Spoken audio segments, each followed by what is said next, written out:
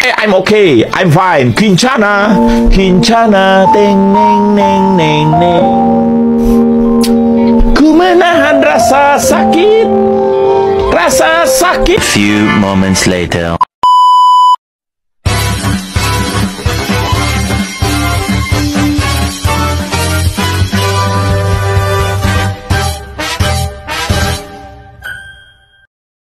Nabi bohong.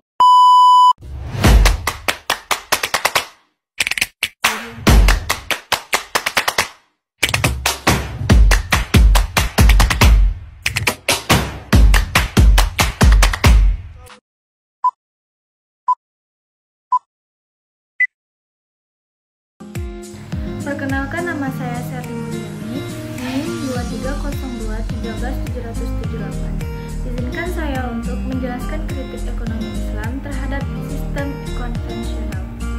Ekonomi Islam adalah suatu ekonomi berdasarkan pada ketuhanan.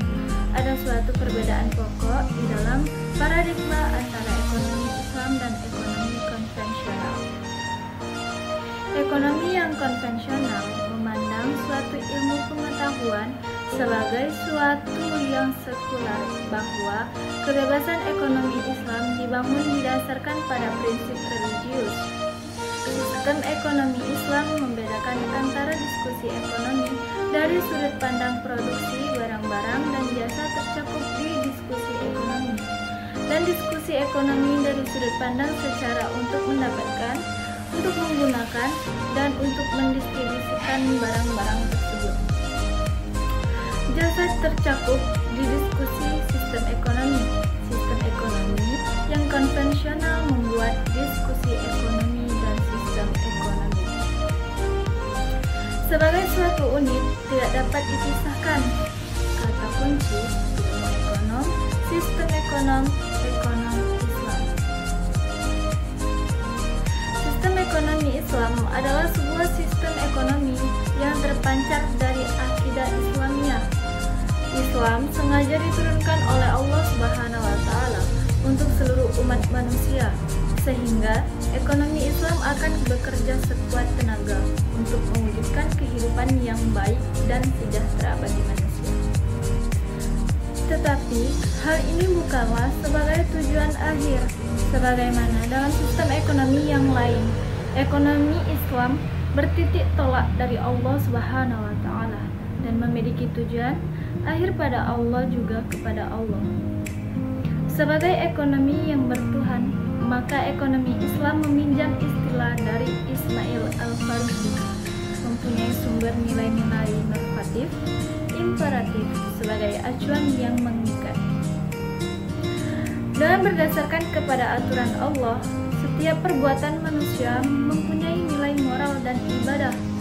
Setiap tindakan manusia tidak boleh lepas dari nilai, dan secara vertikal merefleksi moral yang baik, dan secara horizontal memberi manfaat bagi manusia dan makhluk lainnya.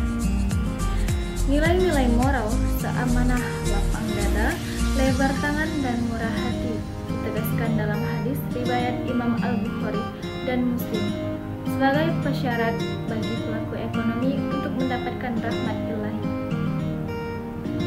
baik selaku pedagang, konsumen, debitur, maupun kreditur. Dengan demikian, posisi ekonomi Islam terhadap nilai-nilai moral adalah syarat nilai fluid, bukan sekadar memberi nilai tambah fluid, apalagi bebas nilai natural. Jiwa tahanan dalam ekonomi Islam adalah keseimbangan, tawazun, dan keadilan al-adl. Hal ini terlihat jelas pada pengakuan atas hak individu dan masyarakat. Dengan kata lain, sistem ekonomi Islam hanya berada pada tatanan konsep teoritis, namun tidak memiliki konsep operasional praktis seperti halnya sistem ekonomi lainnya. Pemahaman seperti ini seringkali menimbulkan anggapan bahwa sistem ekonomi Islam hanya berisi garis-garis besar tentang ekonomi saja, tetapi tentang rinciannya tidak ada. Oleh karena itu, untuk memahami sistem ekonomi Islam secara lebih jauh, selain memerlukan pemahaman